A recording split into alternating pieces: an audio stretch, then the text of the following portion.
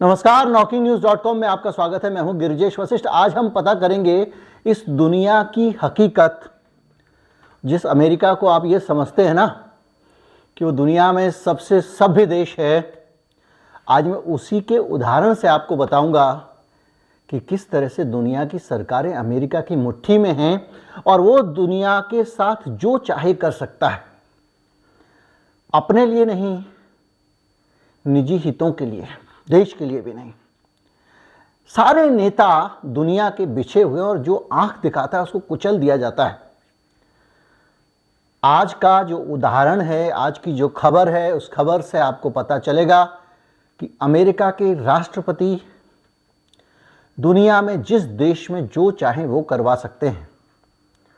वो किसी भी देश के किसी अधिकारी की नौकरी खा सकते हैं, उसको निकलवा सकते हैं, किसी भी कॉरपोरेट को और किसी भी कंपनी को सपोर्ट कर सकते हैं, किसी भी खबर को सेंसर करवा सकते हैं। अमेरिका के हित में नहीं, निजी हित में भी। खुद एक राष्ट्रपति के तौर पर और व्यक्ति के तौर पर भी अगर उन्हें ज़रूरत है तो वो उठापटक कर सकते हैं। ये है आज की कहानी और ये है आपकी स्टोरी। कहीं मत जाइए, चैनल को सब्सक्राइब कर लीजिए। मैं अभी हाजिर होता हूँ। हमारा UPI ID डिस्क्रिप्शन में, उसके जरिए आप भुगतान कर सकते हैं। QR कोड भी स्क्रीन पर है, उसका भी इस्तेमाल कर सकते हैं। मैं अभी आया।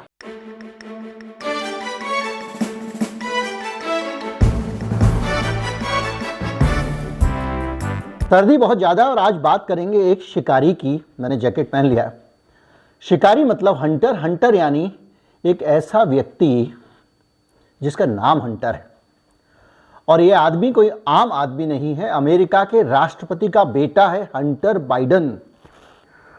हंटर बाइडन के जरिए एक के बाद एक सूत्र खुलते जाते हैं और पूरी दुनिया में पॉलिटिशियंस क्या करते हैं ये खुलता जाता है। और अब बातें हो रही हैं कि अमेरिका में अगर रिपब्लिकन्स की सरकार आती है तो इसकी जांच करवाएंगे और हो सकता है बाइडन साहब को शर्मिंदगी झेलनी पड़े। लेकिन अमेरिका में जांच कैसी होती है आप देख लीजिए। ट्रंप साहब के घर से सरकारी गुप्त दस्तावेज मिल चुके हैं, उनका कुछ नहीं बिगड़ रहा है। और अब हालत यह है कि वो हो सकता है कि बाइडन साहब के खिलाफ सरकार में आ जाए, ऐसी स्थितियां हैं। बहरहाल बात है 95 की। 1995 में जो बाइडन का बेटा हंटर बाइडन, यानी खुद राष्ट्रपति भी नहीं, उनका बेटा एक बड़ा खेल करता है।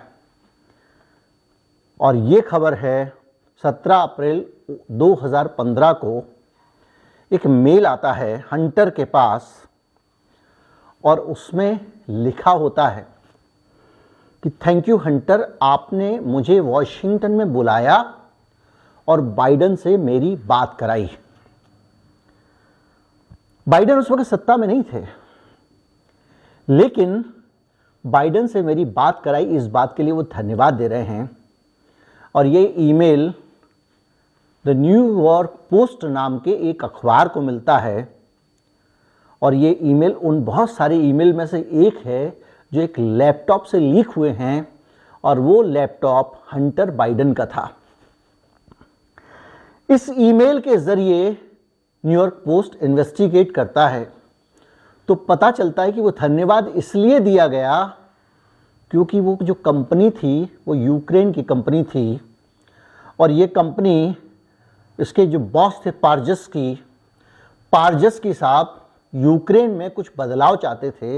ये वहाँ पे एनर्जी सेक्टर में थी और पारजस्की साहब को इस कंपनी में बदलाव चाहिए था। तो उन्होंने बाइडन के बेटे को $50,000 हर महीने पर नौकरी पर रख लिया।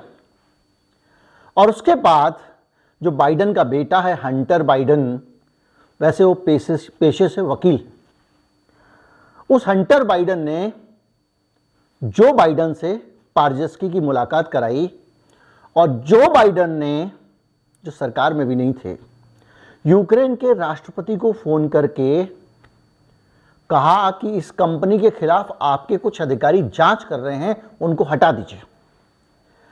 यानी किसी दूसरे देश के जो अधिकारी जांच कर रहे हैं, इंक्वायरी कर रहे हैं, उसको हटाने के लिए जो बाइडन की तरफ से दबाव बनाया गया यूक्रेन के ऊपर। अब आप समझ सकते हैं कि जब मैंने आपसे बार बार कहा कि यूक्रेन में पिट्ठू सरकार है, जेबी सरकार है, तो ये सारी चीज़ें अब आपको स्पष्ट हो गई होंगी। दूसरे देशों में अमेरिका का हस्तक्षेप कितना है ये भी स्पष्ट हो गया होगा, और किस तरह से बाकी के देश नाम मात्र के आज़ाद हैं इसका भी अंदाज़ा आपको लग गया होगा। मैं सब पे ये बात लागू नहीं होती है, कुछ रीढ़ की हड्डी के सीधे लोग भी हैं। इंदिरा गांधी का वो इंटरव्यू 1984 का, उनकी मौत से पहले का, मैं बार बार याद दिलाता हूँ, जिसमें वो कह रही हैं कि देश में सबसे बड़ी समस्या ये है कि दुनिया की कुछ बड़ी ताकतें चाहती हैं कि हम उनके हिसाब से चलें और हम अपनी नीति स्वतंत्र रखना चाहते हैं। इसी 1984 के साल में ही इंदिरा गांधी की हत्या हो गई थी, अक्टूबर के महीने में, आखिरी दिन। तो इससे आपको एक अंदाज़ा लगा। अब आगे बढ़ते हैं। ये खबर न्यूयॉर्क पोस्ट छाप देता है। 2020 में ये लैपटॉप लीक कांड होता है, और लैपटॉप लीक कांड होने के बाद ये खबर जब न्यूयॉर्क पोस्ट छापता है तो इस खबर को सिरे से गायब करवा दिया जाता है। इसको कहते हैं पावर। जो बाइडेन उस दौरान भी सरकार में नहीं थे, चुनाव लड़ रहे थे। ट्विटर को कहा जाता है कि इस खबर को आप हटा दीजिए, और ट्विटर उस खबर को न्यूयॉर्क पोस्ट की हटा देता है। आप हमारी बात करते हैं, हम और आप कहें कहाँ, हमारा कोई भी ट्वीट, हमारा कोई भी मैसेज गायब किया जा सकता है। हमने अनखी दास का केस भी देखा है भारत में, फेसबुक वाला। हमने बहुत सारे अलग अलग मामले देखे हैं। हमने कोरोना की पूरी इस सेंसरशिप देखी है। कई बार आपका ये चैनल कितनी बार ब्लॉक हुआ है लंबे लंबे समय के लिए। तो ये सारी चीज़ें हमने देखी हैं। तो हंटर बाइडेन के खिलाफ एक स्टोरी चुनाव से पहले आती है तो ट्विटर न्यूयॉर्क पोस्ट की स्टोरी को सेंसर कर देता है। अब पता कैसे चलता है? पता चलता है हमारे इलोन मस्क साहब के हाथ में ट्विटर आने से। इलोन मस्क के हाथ में जब ट्विटर आता है तो वो कहते हैं मैं तो भंडाफोड़ करूंगा और मैं सारी चीज़ें साफ करूंगा, और मैं ट्विटर पर कौन कौन सी स्टोरी कैसे कैसे सेंसर की जाती थी उसके रिकॉर्ड जनता में डाल दूंगा। पोल खोल अभियान।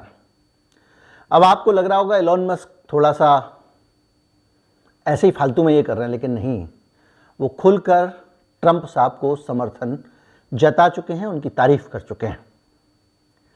यानी ट्विटर का एक तरह से देखा जाए तो वो पॉलिटिकल इस्तेमाल करने जा रहे हैं, और दूसरी तरह से देखा जाए तो बाइडेन साहब ने अपने पॉलिटिकल हित के लिए ट्विटर का इस्तेमाल करके सेंसरशिप की थी।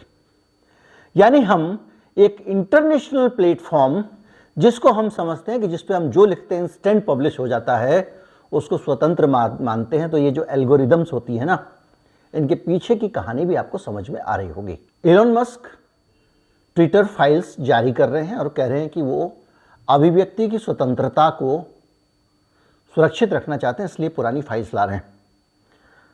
इतने सारे लोगों को नौकरी से निकाल चुके हैं, कोई नहीं जानता कि उसमें से वो कितनी फाइलें रिलीज करेंगे, कितनी सिलेक्टिव रिलीज होंगी, कितनी फाइलें बाहर आएंगी, कितनी नहीं आएंगी। नेताजी की मौत की फाइल भारत सरकार ने मोदी जी के आदेश पर पब्लिक कर दी है। आप नेताजी की मौत से जुड़ा हुआ एक एक दस्तावेज देख सकते हैं। मुझे नहीं पता उसमें कितने दस्तावेज हैं और कितने दस्तावेज नहीं हैं। कम से कम अमेरिका जब CIA के क्लासीफाइड दस्तावेज जारी करता है 2018 में, तो बता तो देता है कि ये हिस्सा क्लासीफाइड है। जैसे राजीव गांधी की हत्या पे फीडबैक मांगा गया था, इंदिरा गांधी की हत्या पे फीडबैक मांगा गया था, तो उसमें कुछ जानकारियां हैं, कुछ जानकारियां सेंसर की गई हैं। तो यहाँ तो एलानिया सेंसर भी नहीं। तो कुल मिला के ये एक पूरी पिक्चर बनती है कि मीडिया भी स्वतंत्र नहीं है, और सोशल मीडिया जिसके भरोसे हम और आप बैठे हैं कि रवीश कुमार अब चले गए NDTV से, कोई बात नहीं, आज़ाद ख्याल आ जाओ, यूट्यूब पे बात कर लो, फलां जगह आके बात कर लो। हम नहीं जानते हैं कौन सी चीज़ कहाँ किस जगह से कैसे रुकेगी, किस चैनल पे रुकेगी, किस सोशल मीडिया पे रुकेगी, कहाँ किसका क्या प्रभाव चलेगा। आप चुटकुलों में लिखते रहिए कि अडानी जी खरीद लेंगे, अडानी जी खरीद लेंगे, तो वो क्या कर सकते हैं ये आप देख लीजिए कि यूट्यूब पर एलन मस्क जो कर पा रहे हैं, और उनके खरीदे बगैर क्या हो सकता है ये जानना है तो बाइडेन साहब का देख लीजिए। बहरहाल जो भी है, हंटर खुल के हंटिंग करता रहा है, और अघोषित तौर पर उस आदमी के पास में इतनी ताकत थी क्योंकि उसका फादर, उसके पिताश्री बहुत बड़े नेता थे। यह है कहानी जो आपको बताती है कि दुनिया की और देश की आज़ादी की हकीकत क्या है और जो दुनिया भर के देश हैं वो किस तरह से अमेरिका के लोग जो सत्ता में नहीं है वो भी काबू कर सकते हैं। उम्मीद करता हूँ वीडियो आपको अच्छा लगा होगा। अच्छा लगा हो तो ज़्यादा से ज़्यादा लोगों तक पहुँचाएं, चैनल को सब्सक्राइब कर लें। नमस्कार, जय हिंद।